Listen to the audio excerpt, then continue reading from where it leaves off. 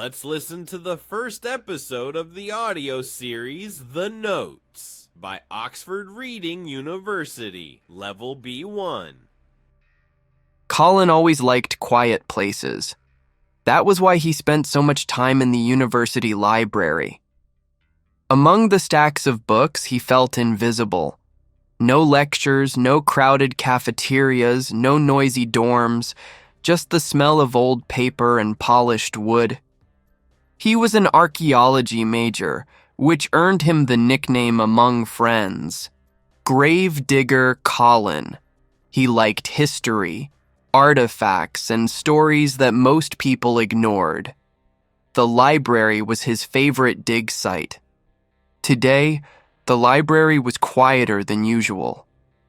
The rain pattered against the tall windows, soft and steady. Colin walked slowly between the shelves, looking for a book on medieval symbols. His fingers traced the spines when something unusual caught his eye. A leather-bound notebook was tucked behind a row of dusty tomes almost hidden. Its cover was dark brown, and faint golden letters shimmered as he picked it up. They spelled, "Notes for the Forgotten." Colin frowned. He had never seen this book before. It looked old, maybe hundreds of years. He opened it carefully. The pages were filled with handwriting, neat looping letters, but some words glowed faintly in gold. He muttered under his breath, "Weird." A soft voice seemed to echo in the empty library. "Colin?" He froze. The library was empty. He looked over his shoulder. No one. "Colin?" He swallowed hard. The voice was real, yet distant, almost fragile. He gripped the notebook tighter.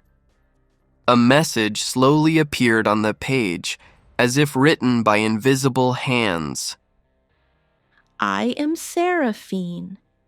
I need your help. Please write back." Colin blinked. He leaned back against the shelf, unsure if he should laugh or run.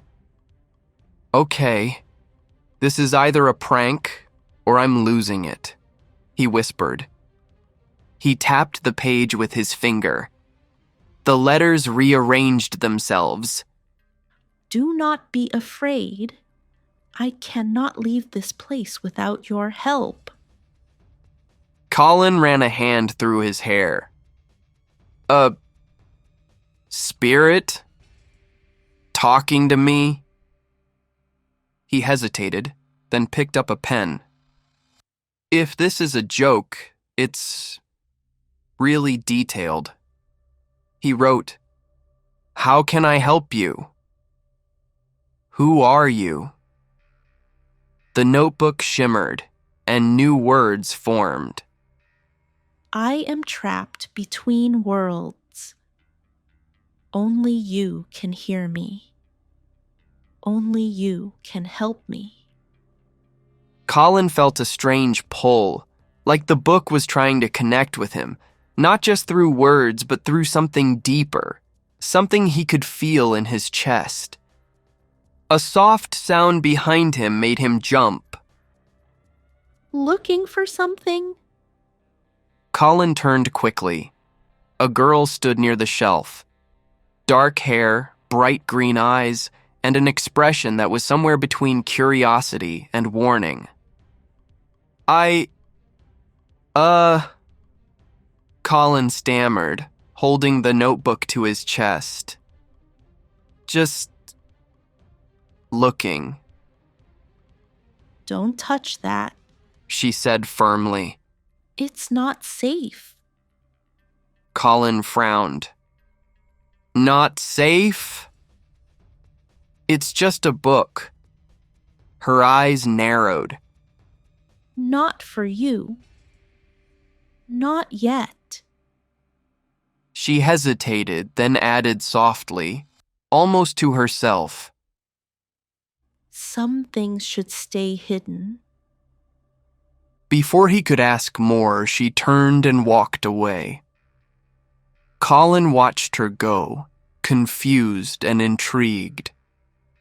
He sat at a nearby table, notebook open again.